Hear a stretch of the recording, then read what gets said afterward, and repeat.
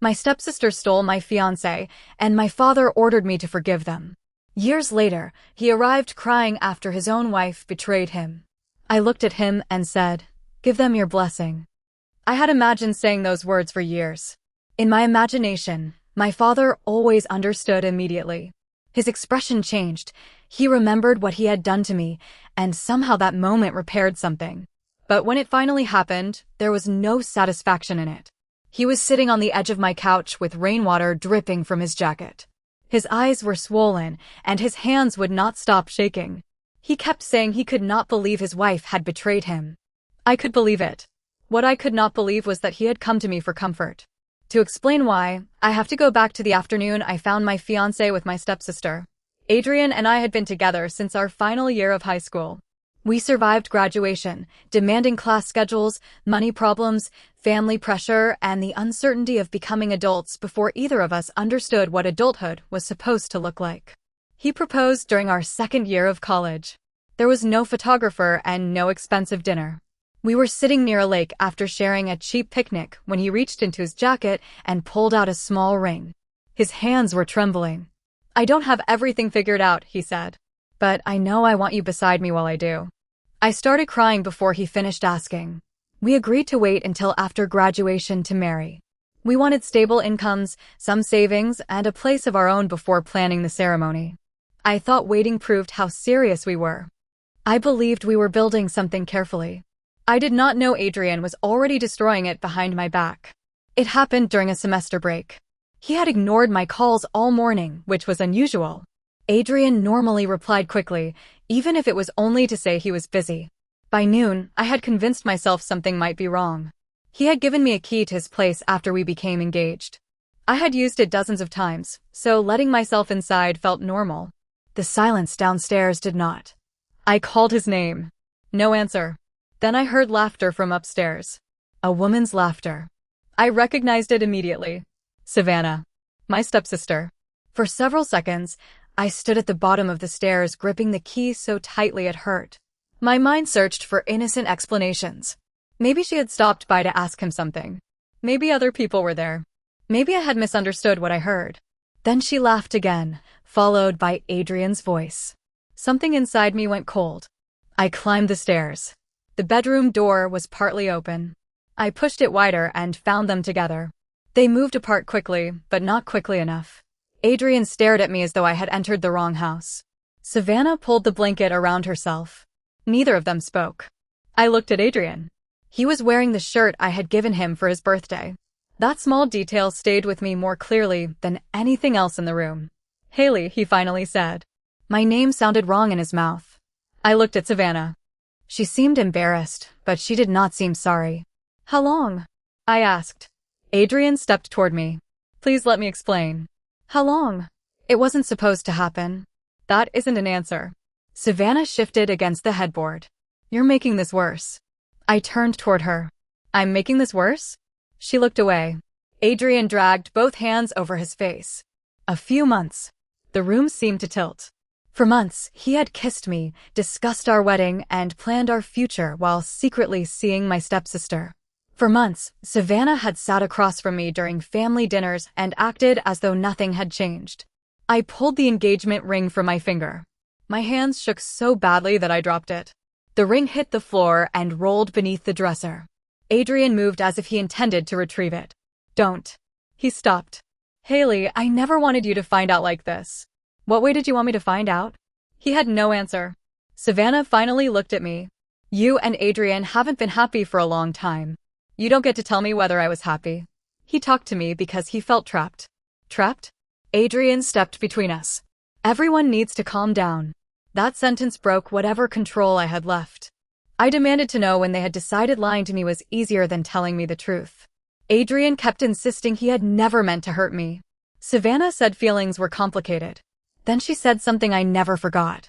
"You can't force someone to love you just because you had him first." Had him first. As if Adrian were a prize she had won from me. As if this were another competition. I looked at my stepsister and realized she did not feel guilty. She felt victorious. I left before I did something I would regret. I drove straight to my father's house. Even after everything, I believed Victor would defend me. I thought there had to be a limit to how often he would choose Savannah over me. I was wrong. Victor had married Savannah's mother, Audrey, when I was 7. Savannah was 2 years younger than me. For most of my childhood, I believed my biological mother, Fiona, had abandoned me. That was what Victor told me whenever I asked. Your mother wanted another life. Your mother was not ready to be responsible. Your mother chose to leave. Eventually, I stopped asking. Audrey never screamed at me or openly treated me badly. Her preference was quieter. Savannah received affection. I received politeness. If Savannah was upset, the entire house adjusted around her. If I was upset, I was told to stop being difficult.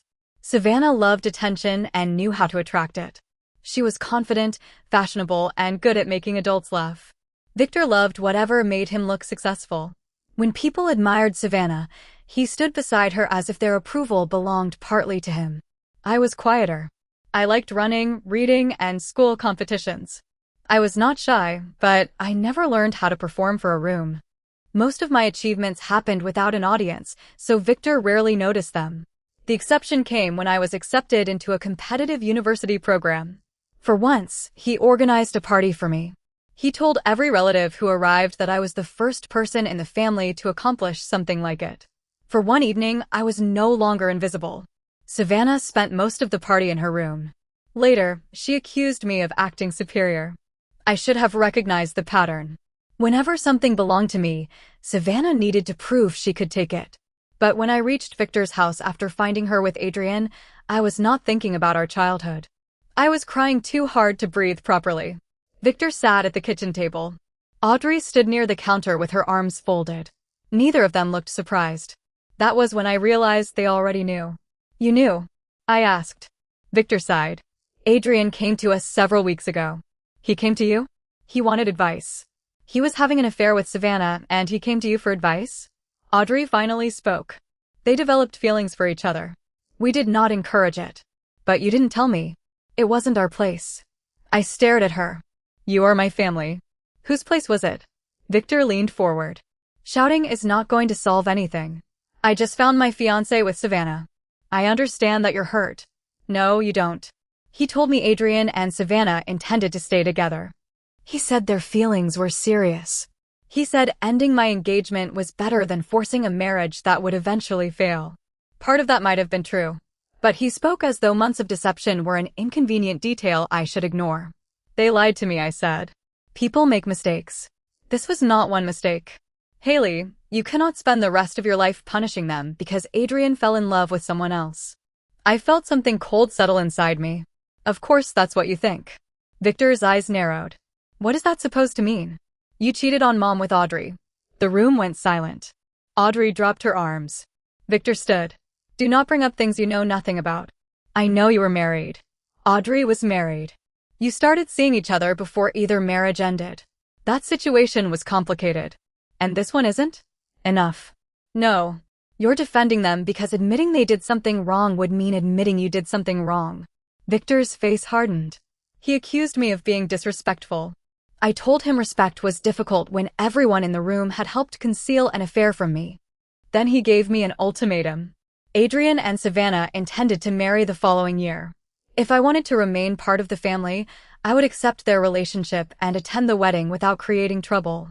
If I refused, he would consider it my choice to separate myself from them. He never used the word disown. He did not need to. You're choosing her again, I said. I'm choosing peace. No. You're choosing the person who hurt me because asking me to stay quiet is easier. He looked away. That was my answer. I left. For several days, I barely functioned. I skipped classes. I ignored messages. I lay awake imagining every conversation Adrian and Savannah must have shared while I was still planning our wedding. I wondered how many times Adrian had kissed me after being with her. I wondered whether Savannah wanted him because she loved him or because he belonged to me. My closest friend, Molly, finally came to my apartment and refused to leave. She opened my curtains, threw away the food containers covering my table, and sat beside me. You need help, she said. I'm fine. You have been wearing the same sweatshirt for 4 days. That doesn't mean anything. It means I can smell it from here. I almost smiled. Then I started crying again. Molly found a therapist near campus and drove me to the first appointment herself.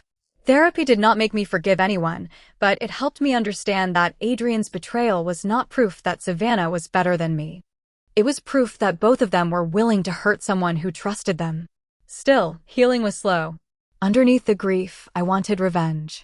At first, my plan was embarrassingly simple. I would attend their wedding wearing white. I imagined Savannah seeing me and losing control. I imagined guests whispering and photographs she would hate forever. Then I ran into Evan. Evan had dated Savannah on and off for years.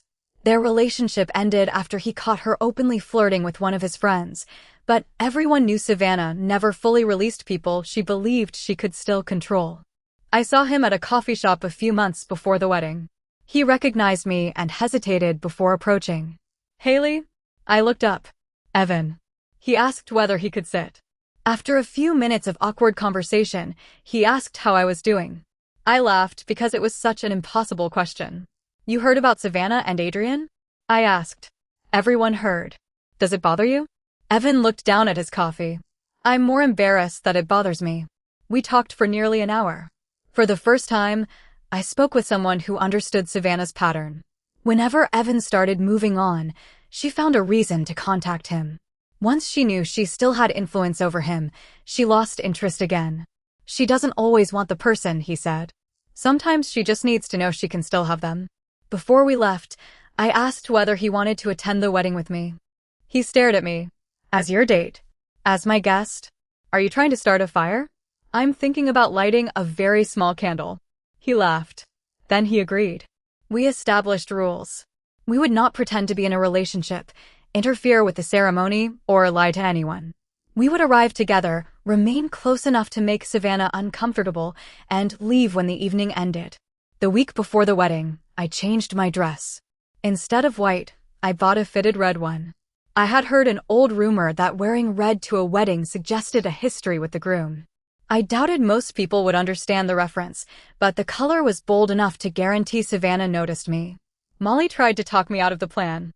"Revenge is not closure," she warned. "I know. Do you?" "Not completely. At least promise me you won't interrupt the ceremony." "I won't." That part mattered. Whatever Adrian and Savannah had done, I did not want to become the person screaming during someone's vows. When Evan arrived to pick me up, he looked at my dress and raised an eyebrow. "That is not a small candle." Victor met us near the entrance to the wedding venue. His eyes moved from my dress to Evan and back again. "You said you wouldn't cause trouble." "I haven't done anything." "Why is he here?" "He's my guest." "You know exactly what you're doing." "That must be another thing I inherited from you." His jaw tightened. "Savannah agreed to let you give a short toast tonight." I stared at him. "She asked me to speak?" "I suggested it. It would show everyone you accept the marriage." There it was. The real reason they wanted me there. My presence was supposed to erase what they had done. Victor leaned closer.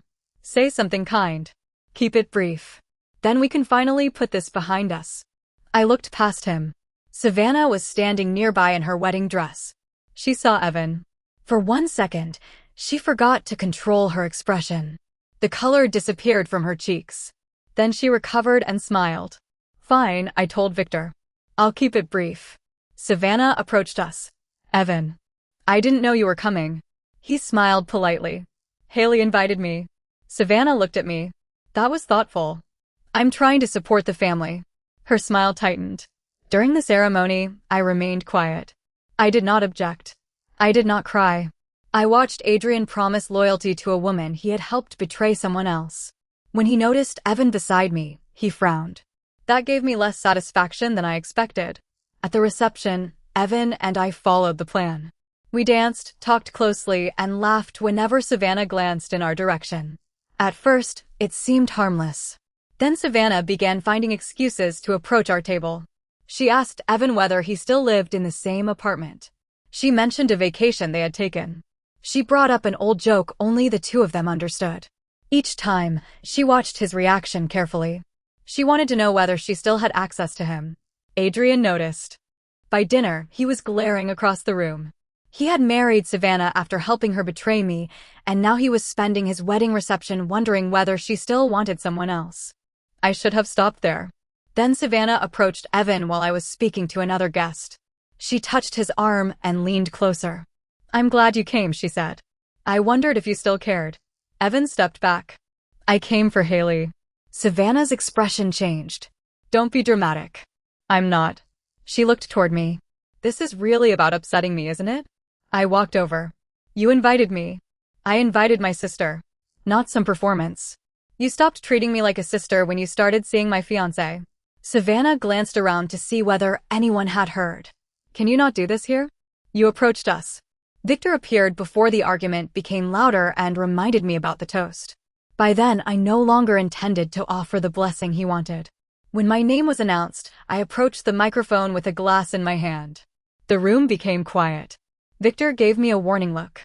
Savannah smiled as if she expected me to admit defeat in front of everyone. "I'll keep this brief," I said.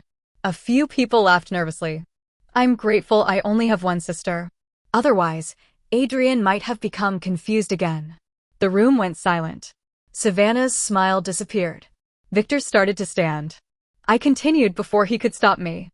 "They taught me something important. A marriage that begins with betrayal requires a lot of trust. I sincerely hope they eventually find some." Victor reached the microphone. "That's enough." I released it. It certainly was. Evan and I were told to leave. No one dragged us out or called security. Victor simply followed us into the lobby and ordered us to go. As soon as we reached the parking lot, Evan began laughing. I laughed too. For about 30 seconds, the entire thing felt victorious. Then I got into his car, closed the door, and started crying. Evan did not ask why. He simply waited. Eventually, I wiped my face. I thought that would feel better. It probably did for a few seconds. Maybe 30. That is almost worth the drive. He took me home. We had agreed that our arrangement would end after the wedding, and it did. The following morning, my phone was filled with messages. Victor accused me of humiliating the family. Audrey called me cruel. Savannah sent several paragraphs about jealousy and my inability to accept that Adrian had chosen her. Adrian sent one sentence. "You proved I made the right decision." I blocked all of them. The speech did not heal me, but the silence afterward gave me room to question everything Victor had told me, especially the story about Fiona. I searched for her online. It took less than an hour to find a profile that appeared to belong to her. She looked older than the woman in the few photographs I remembered, but I recognized her eyes. She was standing beside a man and two boys. My half-brothers. I stared at the message box for almost 20 minutes. Then I typed, "My name is Haley. I think you may be my mother." She replied 11 minutes later. "I know exactly who you are." Then another message appeared. "I have been hoping you would find me." We communicated online for several weeks before meeting. Fiona suggested a quiet coffee shop halfway between us. I arrived early and chose a table near the window. Every time the door opened, my heart jumped. When she finally walked in, she stopped the moment she saw me. Neither of us spoke. She crossed the room slowly.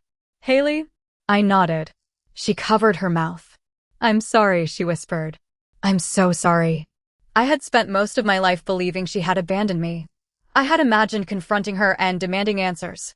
Instead, I stood and hugged her. The truth came slowly. Before I was born, Fiona had struggled with substance misuse. She entered treatment, relapsed once, and eventually rebuilt her life.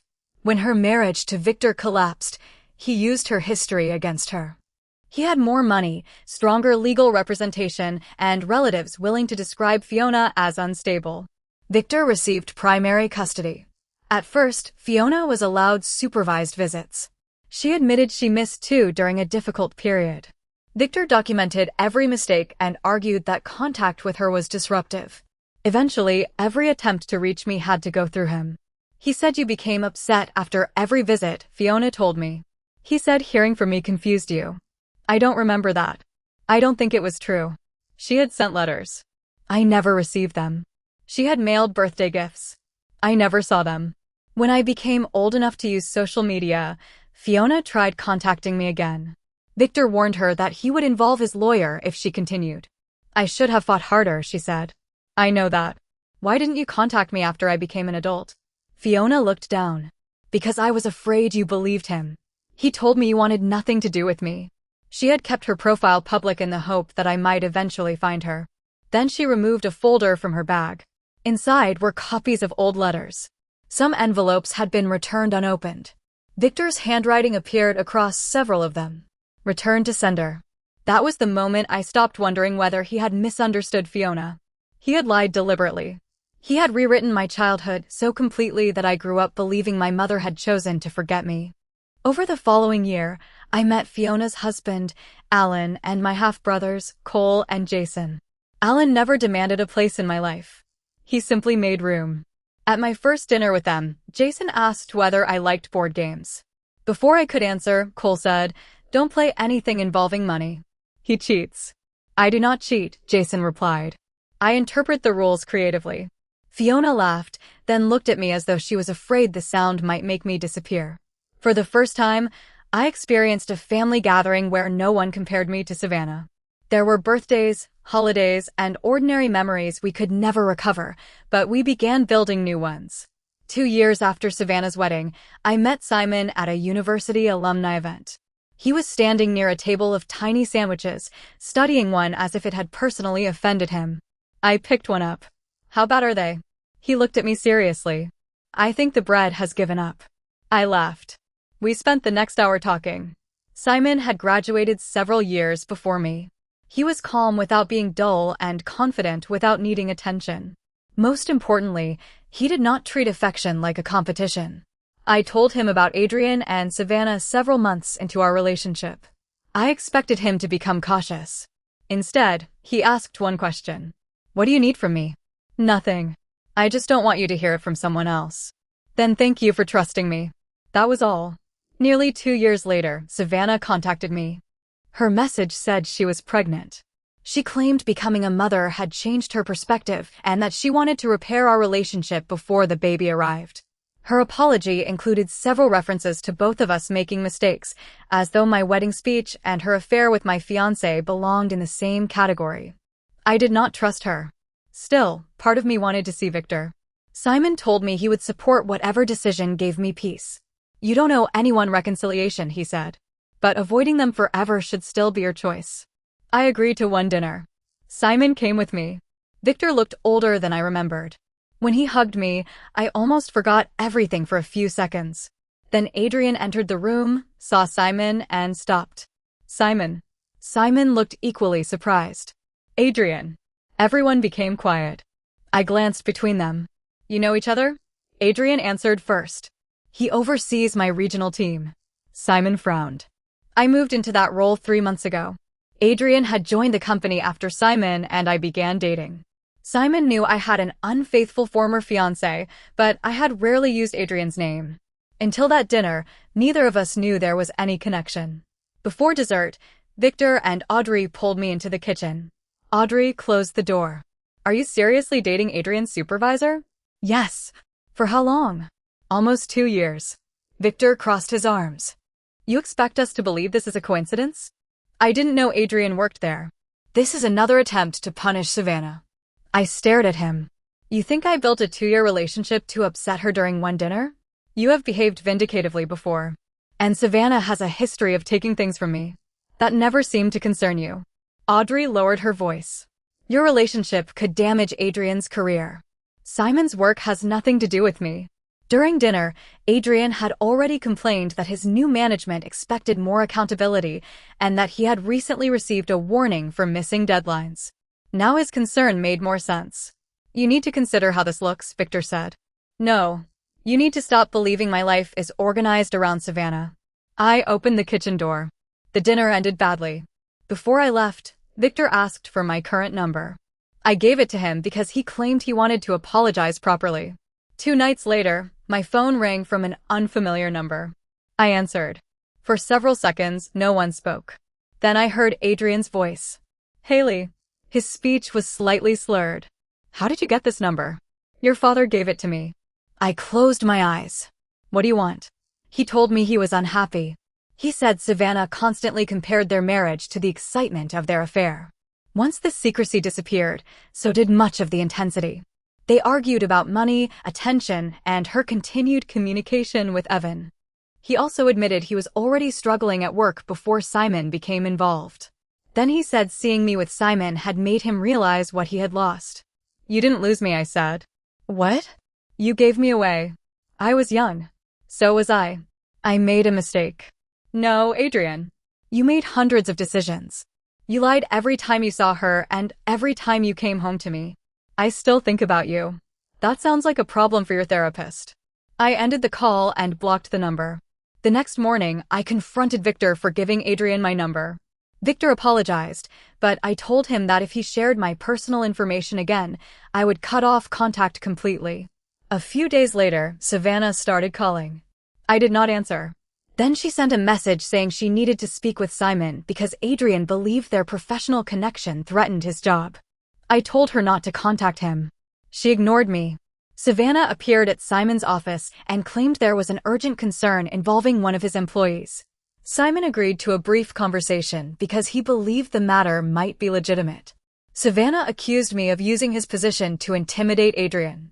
Simon explained that my personal history would never influence a professional decision. Then she suggested that dating me was creating unnecessary problems and asked whether our relationship was worth the tension. Simon ended the meeting and told her not to return without an official appointment.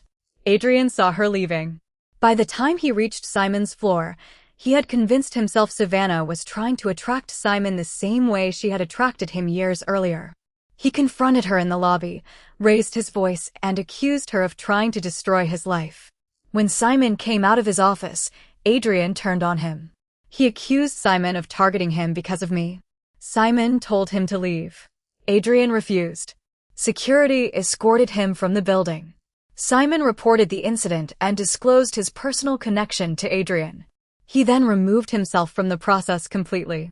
Human Resources and another executive conducted the investigation.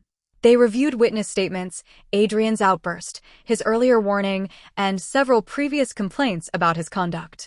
The company terminated him. Simon did not participate in the decision. That did not stop my family from blaming us. Victor accused me of ruining Adrian's career. Audrey claimed Simon had abused his authority.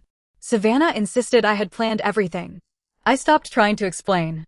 Adrian and Savannah separated before the baby was born.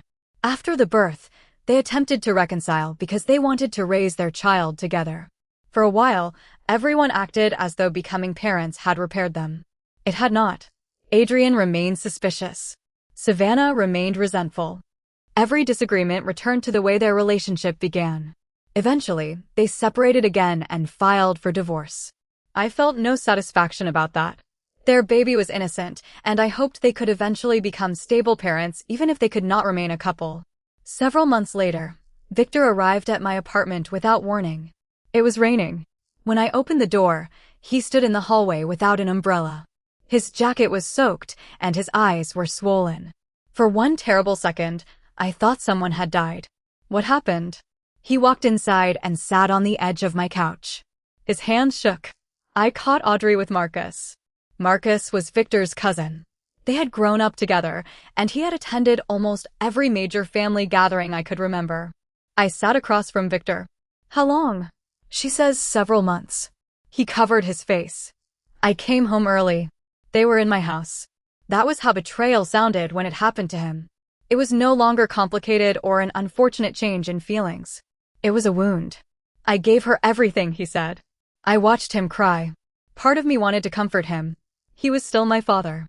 Another part of me returned to the kitchen years earlier, where I had stood barely able to breathe while he instructed me to forgive Savannah and Adrian. Victor looked at me. I don't know what I'm supposed to do. I held his gaze. Audrey fell out of love with you. He stared at me. What? She fell out of love with you and fell in love with Marcus. You should give them your blessing instead of being petty. His face changed. Recognition arrived slowly. Haley, that is what you told me. I know. You threatened to cut me out of the family because I was angry that they betrayed me. I was wrong. You didn't think you were wrong until it happened to you. He lowered his head. I had imagined that moment many times, but watching him break did not repair anything. It only proved he had always understood betrayal. He had refused to care when I was the one suffering. I'm sorry, he whispered. You're sorry because you need someone. No. I'm sorry for everything. He apologized for defending Savannah and Adrian, hiding their affair, and treating me as though protecting his image mattered more than protecting his daughter. Then he apologized for Fiona. For the first time, he admitted the truth without excuses. I was angry at your mother, he said. I wanted to win. You didn't just beat her. You took my mother away from me. I know. No. You understand now because you are lonely. I did not hug him or tell him everything would be all right. I sat across from him until he was calm enough to leave. Before he went, I told him the truth. I don't hate you, but I don't have the relationship with you that you think I do. You destroyed that a long time ago. He stood near the door. Can I earn it back? I don't know. It was the most honest answer I could give. Victor and Audrey began divorce proceedings. Audrey and Marcus tried to remain together, but their relationship lasted less than 6 months. Victor started therapy. At first, I assumed he was doing it to persuade me to forgive him. Then he stopped asking. He sent occasional messages that required nothing from me. He apologized for specific things he had done and admitted when he had lied. Months passed before I agreed to attend a therapy session with him. Then another. Progress was slow. Some sessions ended with me furious. Others ended in silence. I still did not trust him, but for the first time, he listened without defending himself. Around that time, Simon proposed. He took me back to the university building where we had first met. There were no hidden cameras and no crowd waiting to applaud. He held both my hands. Loving you feels peaceful, he said. I want that for the rest of my life. That word mattered more than he understood. Peaceful. I said yes. We decided on a small wedding. Fiona asked whether I planned to invite Victor. At first, I said no. She did not argue. A few days later, she sat beside me while we looked through ceremony ideas. Can I say something without you thinking I'm defending him? She asked. You can try. I am not asking you to forgive him. But make sure you exclude him because it gives you peace, not because you want him to feel pain. I looked at her. You think I should invite him? I think you should make the decision you can live with after the anger fades. I considered it for several days. Then I called Victor. I told him he could attend under strict conditions. Audrey, Savannah, and Adrian were not invited. There would be no surprise guests, no speeches about forgiveness, and no attempt to turn my wedding into a public redemption ceremony. Victor agreed immediately. Then I told him Alan would be walking me down the aisle. He was quiet. I understand, he said. I expected the conversation to end there. Then he asked, would you consider letting us both do it? My first instinct was to refuse. Victor had taken my mother away from me. Alan had welcomed me back into her life without demanding anything. They were not equal. But the decision was not about rewarding one man and punishing the other. I'll think about it, I said. I spoke with Alan first. He did not appear offended. You don't owe me a title, he said. That isn't what this is about. I know. I'm telling you that you don't have to protect my feelings. I already know what you mean to me. In the end, I agreed to let them both walk beside me. On my wedding day, Fiona helped me prepare. When she fastened my dress, her fingers trembled. I thought I would miss this, she whispered. I turned and hugged her. You didn't. Outside the ceremony room, Victor stood beside Alan. Victor looked nervous. Alan looked calm. As I approached, Victor quietly thanked him for taking care of me. Alan shook his head. She took care of herself. We were lucky she let us be part of her life. Then the doors opened. I walked between them. Halfway down the aisle, I looked toward Simon. He was smiling at me. Victor behaved exactly as he had promised. He did not make a speech about forgiveness or ask for public recognition. He shared one dance with me and respected every boundary I set. Allowing him to attend did not erase the past. It only meant I had chosen how much space he could occupy in my future. After the wedding, Simon and I left for a quiet honeymoon. For the first time in years, no family emergency was waiting for me. Savannah and Adrian eventually finalized their divorce. I have no contact with Adrian. I have not spoken to Savannah since the office incident. Audrey and Victor finalized their divorce as well. Victor continues therapy. We speak occasionally and sometimes meet for coffee. I still do not call him when I need help. Alan is more likely to receive that call. Fiona and I speak almost every day. Cole and Jason treat Simon like another brother. We cannot recover the years Victor took from us, But we no longer allow those missing years to control the time we still have. For a long time, I believed karma meant watching the people who hurt me suffer. It did not. The real victory was realizing I no longer needed Victor to choose me, Savannah to envy me, or Adrian to regret losing me. My revenge at Savannah's wedding lasted less than a minute. The life I built afterward mattered far more. Still, I sometimes question the choice I made. After Victor defended my stepsister, hid her affair, lied about my mother, and spent years treating me like the less important daughter, was I wrong to let him walk me down the aisle? Or was allowing him to witness the life I built without his help the most fitting ending of all?